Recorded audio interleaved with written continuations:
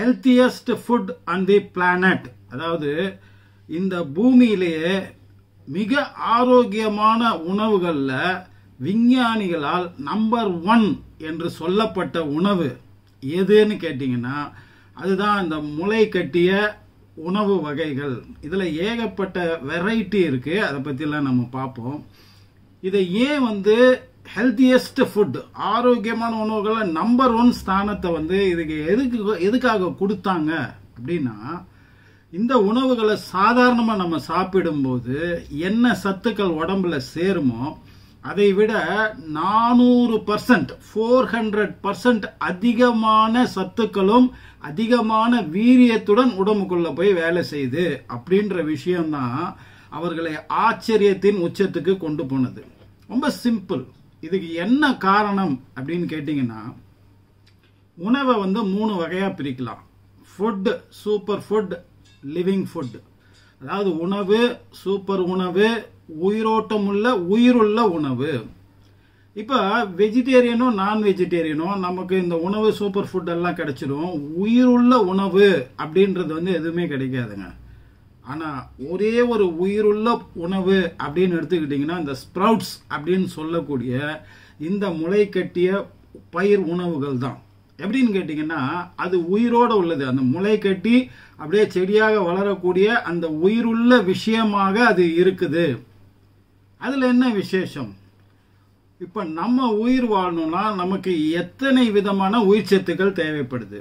சாதாரணமா எத்தனை விதமான வைட்டமின்கள், மினரல்கள், அமினோ ஆசிட்ஸ்னு சொல்லக்கூடிய விஷயங்கள், ஒமேகா ஆசிட்ஸ் அப்படின்னு சொல்லக்கூடிய விஷயங்கள், அப்புறம் ஏகப்பட்ட தாதுக்களும் மற்ற விஷயங்களும், எவ்வளவு விஷயம் இந்த உடம்புக்கு தேவைப்பட்டால் அதை வச்சுதான் நம்ம உயிரோடவும் ஆரோக்கியமாகவும் இருக்க முடியும் இல்லையா? அப்ப அதுவும் ஒரு உயிருள்ள ஒரு பொருள்ன்றனால அது வளர்வதற்கும் அது ஆரோக்கியமாக இருப்பதற்கும் என்னென்னலாம் தேவையோ அதெல்லாம் அதுக்குள்ள இருக்கும். அப்போ அதை நம்ம அப்படியே சாப்பிடும்போது நமக்கு எத்தனை விதமான உயிர் சத்துக்கள் நம்ம உடம்புக்குள்ள கிடைக்குது. அதுவும் அது உயிருள்ள பொருள்ன்றனால 400% வீரியத்தன்மையோட நமக்கு அது கிடைக்குது. அப்படின்றதுனாலதான் அந்த ஒரு ஸ்தானத்தை விஞ்ஞானிகள் கொடுத்தாங்க. சரிங்க, இப்போ இந்த உயிரோட்டமான இந்த உணவை சாப்பிடுவதால் நமக்கு என்னென்ன சத்துக்கள் கிடைக்குது, இது ஒரு பார்ட். ரெண்டாவது பார்ட் இந்த ஸ்ப்ரவுட்ஸ் சொல்லக்கூடிய இந்த முளை கட்டிய பயிர் உணவுகளை நம்ம வீட்டிலேயே சிம்பிளா எளிதா தயாரிப்பது எப்படி அப்படின்ற ஒரு விஷயம். மூணாவது 2 வகையான உணவுகள் இந்த ஸ்ப்ரவுட்ஸ் சொல்லக்கூடிய இந்த முளை கட்டிய உணவுகளை வச்சு நம்ம தயாரிக்கக்கூடிய, ஒன்னு காரம் ஒன்னு இனிப்பு.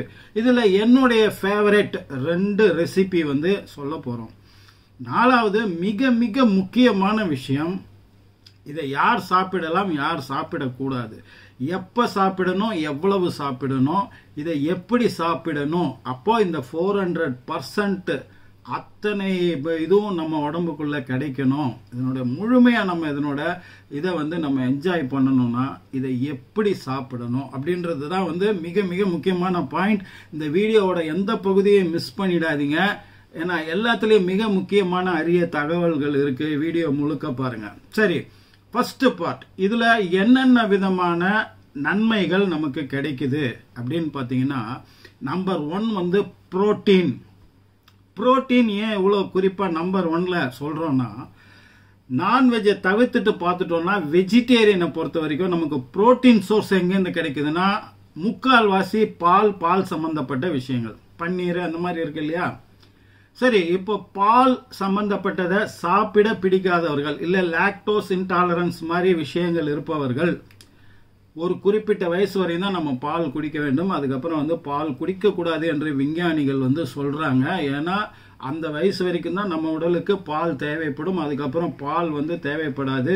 அதை தவிர்க்கக்கூடிய விதமாக நம்ம உடம்பு மாறி போகுது அப்படின்னு இப்போ அறிவியலாளர்கள் கண்டுபிடிச்சிருக்காங்க. சரி, பாலை தவிர்த்துட்டு பாத்தீங்கன்னா இந்த புரோட்டீன் சோர்ஸ் வெஜிடேரியன்ல ரொம்ப ரொம்ப கம்மியான உணவுகள்ல தான் இருக்கு.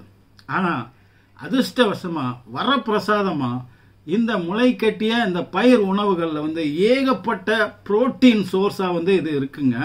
அதுவும் 400% அதிக வீரியத்தன்மையுடைய புரோட்டீன் இதுக்காக நீங்க எந்த சப்ளிமெண்ட்ஸோ வே புரோட்டீன் மாதிரி விஷயங்களோ நீங்க சாப்பிட வேண்டிய அவசியம் இல்லை. ஆனா இதை முறைப்படி எப்படி சாப்பிடணும் அப்படின்றது மிக மிக முக்கியமானது. புரோட்டீன் எது எதுக்கெல்லாம் தேவை? நம்மளுடைய ஸ்கின்னுக்கு, நம்மளுடைய ஹேருக்கு, நம்மளுடைய மசில் ஸ்ட்ரென்த்துக்கு, நம்மளுடைய பாடி டிஷ்யூஸ்க்கு, இப்படி ஏகப்பட்ட விஷயம். அப்புறம் ஃபேட், கெட்ட கொழுப்பா இருந்தா அதை எரிச்சு உடல்ல இருந்து வெளியேற்றுறதுக்கும், நல்ல கொழுப்பை எரிச்சு அதை ஆற்றலா மாத்தி உடல்ல பல்வேறு விஷயங்களை சாதித்துக் கொள்வதற்கும் புரோட்டீன் இருந்தால்தான் இந்த வேலைகள் நடக்கும். அப்ப புரோட்டீன்ன்றது மிக மிக முக்கியமான விஷயம் உடலுக்கு. அதை அதிக அளவில் தருவது இது. ரெண்டாவது அயன், இரும்பு சத்து. இரும்பு சத்து குறைவாச்சுன்னா அனீமியா, ரத்த சோகை மாதிரியான விஷயங்கள் வரும். முக்கியமா ஹீமோகுளோபின் கம்மியாகும். ஏன்னா ட்ரெயின்ல பேசஞ்சரை கொண்டு போற மாதிரி இந்த அயனும் ஹீமோகுளோபினும், இரும்பு சத்தும் இந்த ஹீமோகுளோபின் சொல்லப்படக்கூடிய இந்த விஷயமும் ஒன்றுக்கு ஒன்று கேரியரா இருக்கும். இந்த உடலின் அனைத்து பாகங்களுக்கும் கொண்டு போய் சேர்க்கக்கூடியது. எதுக்கு கொண்டு போய் சேர்க்கணும்? இந்த ஹீமோகுளோபின்ல அது ஆக்சிஜனை அடைச்சு, அது ஒரு பை மாதிரி ஆக்சிஜனை அடைச்சு எடுத்துட்டு போய் உடலின் பல்வேறு உறுப்புகளுக்கு அது கொண்டு போய் செலுத்தக்கூடிய விஷயமாக. அப்போ ஹார்ட்டுக்கு மிக மிக நல்ல விஷயமாக இது இருக்கிறது. காரணம் நிறைய விட்டமின்ஸ் அண்ட் மினரல்ஸ் இருக்கிறதுனால ஹார்ட் ரித்தமிக்கா வேலை செய்யும் போது, ரத்த ஓட்டம் சீரா பாயும் போது இந்த இரும்பு சத்தும் ஹீமோகுளோபினும் ஆக்சிஜன் பிராணவாயும் அனைத்து பாகங்களுக்கும் சீராக அளவாக தேவைப்படும் அளவிற்கு கொண்டு போய் சேர்க்கப்படும் போதே உடலின் உபாதைகள் 90% தீர்க்கப்பட்டுவிடும். சோ இந்த இரும்பு சத்து அப்படின்றது இது போக என்னென்னலாம் இருக்கு இதுல? Vitamin A, vitamin B, vitamin C, vitamin E, vitamin K, இப்படி சொல்லிக்கிட்டே போலாங்க. அப்புறம் முக்கியமான ஆன்டி ஆக்சிடென்ட்ஸ் அப்படின்னு சொல்லக்கூடியது. அதுக்கு அடுத்தது மிக மிக முக்கியமானது 9 விதமான அமினோ ஆசிட்ஸ் ஒட்டுமொத்தமா இதுக்குள்ளே இருக்கு. அமினோ ஆசிட்ஸ் ஒரு சில உணவுகள்ல 1 2 இருக்கும், அப்படி பிரிஞ்சு இருக்கும். நிறைய சாப்பிட வேண்டிய அவசியம் இல்லை. ஒட்டுமொத்தமாக 9 விதமான அமினோ ஆசிட்ஸும் இது ஒரு பொருளை சாப்பிடுவதால் நம்ம உடலுக்கு கிடைக்குது. அதே மாதிரி ஆன்டி ஆக்சிடென்ட்ஸ் அப்படின்றது மிக மிக முக்கியமான விஷயம். இது போக கால்சியம், பாஸ்பரஸ், மக்னீசியம், ஜிங்கு, தாமிரம், இந்த மாதிரி ஏகப்பட்ட உயிர் சத்துக்கள். அது போக மினரல்ஸ், இந்த மாதிரி ஒமேகா 3, ஒமேகா 6, இந்த மாதிரி ஃபேட்டி ஆசிட்ஸ், இப்படி சொல்லிக்கிட்டே போலாங்க. இது அத்தனையும் ஒரு பொருள், ஏன்னா அது உயிரோட்டமான உயிர் உள்ள பொருள். அப்ப நம்ம உடம்புக்கு என்னென்னலாம் தேவையோ அதெல்லாம் அது உள்ள இருக்கும் இல்லையா? அது ஒரே வார்த்தையில நம்ம சொல்லிட்டோம், அதுவே போதும்.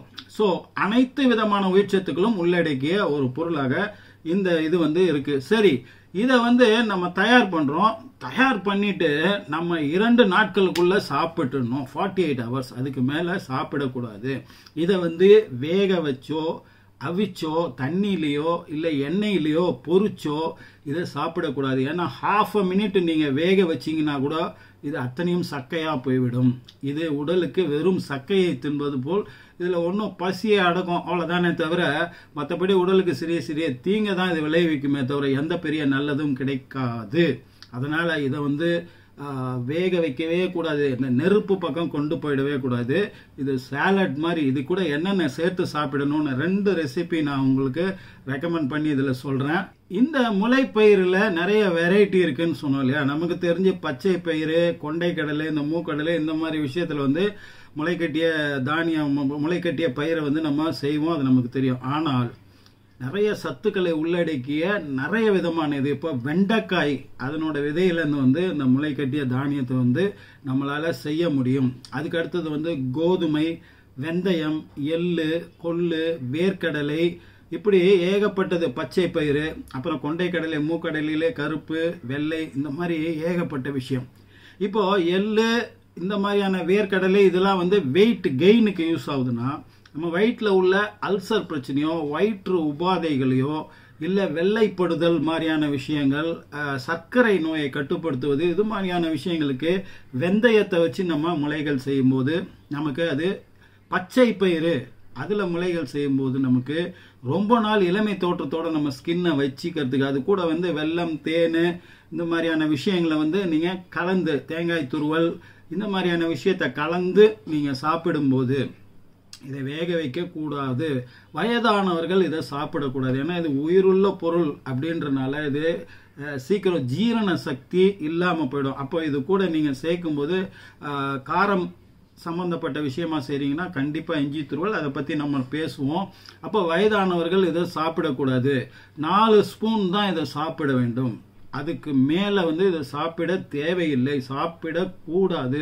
அது வயிற்று உபாதைகள், கான்ஸ்டிபேஷன், கேஸ், மற்ற விஷயங்களை அது உருவாக்கிடும். வயிறு இதை ஜீரணம் பண்ணுவதற்கு ரொம்ப டைம் எடுத்துக்கும். அதனாலேயே நமக்கு வயிறு ஃபுல்லான மாதிரியான ஒரு உணர்வு இருக்கும். கேலரிஸ்ல கம்மியாகவும் ஃபைபர் கண்டென்ட்ல அதிகமா இருக்கிறதுனால ரொம்ப நேரம் பசியை தாங்கக்கூடியதுனால அதிகமா நம்ம சாப்பிடுவது ஃபாஸ்ட் ஃபுட், ஜங்க் ஃபுட்டை சாப்பிட அந்த கிரேவிங்ஸ், அந்த ஆர்வத்தை இது குறைக்கக்கூடியதா இருக்கனால இது வெயிட் லாஸுக்கு மிகப்பெரிய உணவாக இருக்கு. அப்ப 4 ஸ்பூன் தான் சாப்பிடணும். வெறும் வயிற்றுல தான் சாப்பிடணும். ஒரு மீல்ஸோ டிஃபனோ டின்னரோ சாப்பிட்டுட்டு உடனே இதை சாப்பிடக்கூடாது. நல்ல பசியோடு இருக்கிற மாதிரி ஒரு மீல்ஸுக்கும் காலையில பிரேக்ஃபாஸ்ட்டுக்கும் நடுவில் இதை சாப்பிடலாம். இல்லை 5 o'clock ஈவினிங் ஸ்நாக்ஸா இதை சாப்பிடுவது உத்தமமான விஷயம். அதுதான் கரெக்டான நேரம். அப்ப குவான்டிட்டியும் சொல்லிட்டோம், இதை எப்படி சாப்பிடணும்ன்றது சொல்லிட்டோம், யாரு சாப்பிடணும்ன்றது சொல்லிட்டோம்.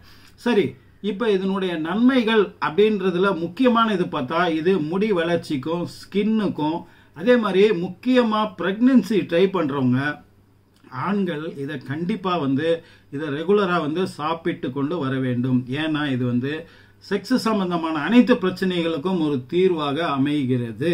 அதாவது எரெக்டைல் டிஸ்பங்க்ஷன், விரைப்புத்தன்மை கம்மியாவது, விந்து விரைவில் வெளியேறுவது, ப்ரீமெச்சூர் எஜாக்குலேஷன் அப்படின்றாங்க. அப்புறம் இந்த ஸ்பெர்ம் குவாலிட்டி, விந்துவின் அந்த இது இருக்கு இல்லையா, உள்ள இருக்கிற அதனோட விஷயம் ரொம்ப பவர்ஃபுல்லான விஷயமாக அது மாற்றக்கூடிய வல்லமை உடையது. அந்த ஸ்பெர்ம் குவாலிட்டியை ரொம்ப ஹையர் லெவலுக்கு கொண்டு போகக்கூடியதுன்றனால குழந்தை பேர் உண்டாவதற்கான அதிக வாய்ப்புகளை உண்டு பண்ணக்கூடியதாக இருக்கிறது. அப்புறம் வெள்ளைப்படுதலுக்கு ஏற்கனவே நம்ம சொன்ன மாதிரி, அப்புறம் பெண்கள் சிறு வயதிலேயே பூப்படைவதை தடுக்கக்கூடிய விஷயமாக, அதை காலம் தாழ்த்தி சரியான பருவத்தில் பூப்படையக்கூடிய விஷயமாக மாற்றக்கூடியதாக இது உள்ளது. இப்போ குழந்தைகளுக்கு கூட இதை ரெகுலரா நீங்க கொடுத்து வரலாம். இதெல்லாம் குறிப்பான விஷயங்கள். அப்புறம் கண் பார்வைக்கான விஷயம், சர்க்கரை நோய், பிபி, இப்படியே இதனோட விஷயங்களை நம்ம அடிக்கிட்டே போகலாம். அப்ப என்ன விதமான முளைப்பயிரை நம்ம சாப்பிடும்போது நமக்கு என்ன கிடைக்கும் அப்படின்றத நம்ம தெரிஞ்சுக்கணும். இல்ல ரெகுலரா கலந்து பல்வேறு விதமான முளைப்பயிர்களை நம்ம சாப்பிட்டு வருவது நல்லது. சரி, இப்ப இதை வீட்டிலேயே ஈஸியா தயாரிக்கிறது எப்படி? நீங்க எதுல முளைப்பயிர் செய்ய போறீங்களோ அதை எடுத்து நல்லா வாஷ் பண்ணணும். இது மிக மிக முக்கியம். நல்ல சுத்தமான தண்ணியில இதை நல்லா வாஷ் பண்ணிடுங்க.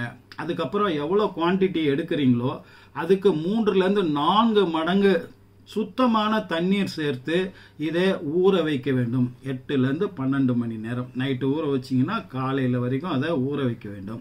அப்புறம் இதை எடுத்து ஸ்ட்ரெயின் பண்ணணும். இப்ப இதுக்குன்னே பாத்திரங்கள் விற்கிது, முடிஞ்சா அதை வாங்கி வச்சுங்க. இல்ல சுத்தமான துணியில கூட இதை வடிகட்டலாம். அப்போ அந்த ஸ்டெய்னர் பாத்திரத்துல இதை சுத்தமா இது தண்ணியெல்லாம் எடுத்து வடிகட்டிட்டு அந்த தண்ணியை நீங்க ஊத்த தேவையில்லை. அதை சூப்பு செய்வதற்கோ இல்ல குழம்புகள் செய்யும் போதோ இல்ல கறி செய்யும் போதோ வேறு விதமான இதுல அந்த தண்ணீரை யூஸ் பண்ணிக்கலாம். ஏன்னா அதுவும் உயிர்ச்சத்துள்ள ஃபெர்மெண்டான தண்ணீர். அதுல ஏகப்பட்ட சத்துக்கள் இருக்கு. அதை வேஸ்ட் பண்ணாதீங்க. அதை இப்படி நம்ம எடுத்து வச்சு நம்ம பயன்படுத்திக்கலாம். அப்புறம் இது ஸ்ட்ரெயின் பண்ணப்பட்ட விஷயத்தை இந்த ஸ்ட்ரெயினர் பாத்திரம் இருக்குல்லையே அதுல நல்லா பரப்பி வச்சுக்கணும். அது மேல நல்ல துணியை, சுத்தமான துணியை நல்லா ஈரம் பண்ணி அதை புழிஞ்சிட்டு அந்த ஈர துணியை வச்சு அதை நல்லா கவர் பண்ணிட்டு வெயில் படாத டைரக்ட் சன்லைட் இல்லாத ஒரு இடத்துல இதை 24 மணி நேரத்துல இருந்து 30 மணி நேரம் இதை தனியா அப்படியே ஊற வச்சு விட வேண்டும். அதுக்கப்புறம் அதை எடுத்து பார்த்தீங்கன்னா அந்த முளை கட்டி இருக்கும். அதை நீங்க சாப்பிட ஆரம்பிக்கலாம். அதுல இருந்து 48 hours டைம் உங்களுக்கு. அதுக்குள்ள ஒரு தடவை தயாரிக்கப்பட்ட உணவை நம்ம சாப்பிட்டு முடித்து விட வேண்டும். இப்ப இந்த ஸ்டெய்னர் பாத்திரம் இல்லாதவர்கள் என்ன பண்ணலாம்னா நல்லா அதை கழுவி ஊற வச்சு பிறகு அதை வடிகட்டி அதை ஒரு ஈர துணியில போட்டு நல்லா அப்படி உருண்டையா பண்ணி அதை நல்லா முடிச்சு போட்டு அதை ஒரு டைட்டான பாத்திரத்திலயோ இல்ல ஒரு பெரிய கிளாஸ்லயோ அதை டைட்டா வச்சு இதை வெயில் படாத இடத்துல வச்சீங்கன்னா போதும். அதுக்கப்புறம் பிரிச்சு பாத்தீங்கன்னா அது முளை கட்டி இருக்கும். இதுதான் ஈஸியா நம்ம முளை கட்டிய பயிர் உணவுகளை தயாரிக்கக்கூடிய விஷயம். இது வீட்டிலேயே நம்ம செய்து சாப்பிடுவது நல்லது. கடையில் நீங்கள் வாங்கினீங்கன்னா இது ஷெல்ஃப் லைஃபுக்காக இதில் ப்ரிசர்வேட்டிவ்ஸ் நிறைய கலப்பாங்க. அதனால இது எத்தனை நாள் இது தயாரித்து எவ்வளோ நாள் ஆச்சுன்ற கணக்கும் நமக்கு தெரியாது. 48 ஹவர்ஸுக்கு மேலே போயிடுச்சுன்னா அதை சாப்பிட்டு நமக்கு எந்த பிரயோஜனமும் இல்லை. அதே மாதிரி இதை ஒரு ½ மினிட் கூட நீங்கள் வந்து நல்ல வெயில்லையோ இல்லை அவிச்சோ இதை வறுத்தோ எதுவுமே பண்ணக்கூடாது. நெருப்பில் குக் பண்ணவே கூடாது. சரி, இப்போ எனக்கு ஃபேவரேட்டான 2 ரெசிபி சொல்கிறேன்னு சொன்னேன்.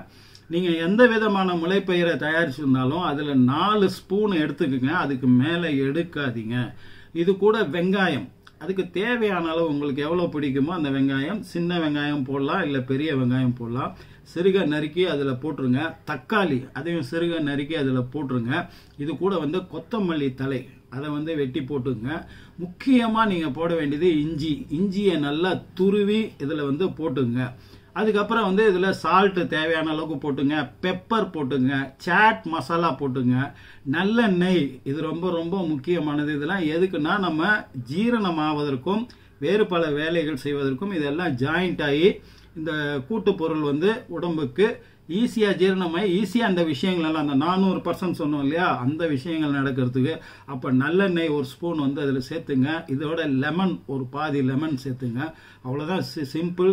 இது எல்லாத்தையும் தயார் பண்ணி இதை சாப்பிட்டுட்டு ஃப்ரிட்ஜில் வச்சுலாம் சாப்பிடக்கூடாது. இதை சாப்பிட்டுட்டு சாப்பிட்ற அளவுக்கு தயார் பண்ணி அதை முழுக்க வந்து சாப்பிட்ருங்க. 4 ஸ்பூன் சாப்பிட்டா போதும். அதுக்கப்புறம் வந்து ஸ்வீட் அப்படின்னு பார்த்தீங்கன்னா இதில் நம்ம ஏற்கனவே சொன்ன மாதிரி பச்சை பயிர் கூட வெல்லம், தேன், தேங்காய் துருவல் இந்த மாதிரியான விஷயங்களை சேர்த்து வந்து சாப்பிடுவது ஸ்கின்னுக்கு வந்து நல்லது. அப்படி இல்லைன்னா சிம்பிளாக வந்து நீங்கள் செய்யணும்னா பேரிச்சம்பழத்தை உலர்ந்த பேரிச்சம்பழம் இருக்கு இல்லையா, அதை வாங்கி அதை சிறுக வெட்டி போடுங்க. உலர் திராட்சை போடுங்க. கேரட்டை வெட்டி போடுங்க. இது 3ஐயும் வெட்டி போட்டாலே போதும். இதை நல்லா மிக்ஸ் பண்ணி இது கூட தேவைப்பட்டால் சுகர் இல்லாதவர்கள், சர்க்கரை நோய் இல்லாதவர்கள் தேன், தேங்காய் துருவல், வெல்லம் மாதிரி விஷயங்களை இது கூடயும் சேர்த்துக்கலாம். இதை சேர்த்து சாப்பிடுவது மிக மிக சுவையாக இருக்கும். இப்படி 2 விதமாக, ஒன்று ஸ்வீட்டாக சாப்பிட விருப்பப்படுறவங்க இப்படி சாப்பிடுங்க, இல்லைன்னா காரமாக சாப்பிட சாலட் மாதிரி சாப்பிட விருப்பப்படுறவங்க இப்படி சாப்பிடுங்க.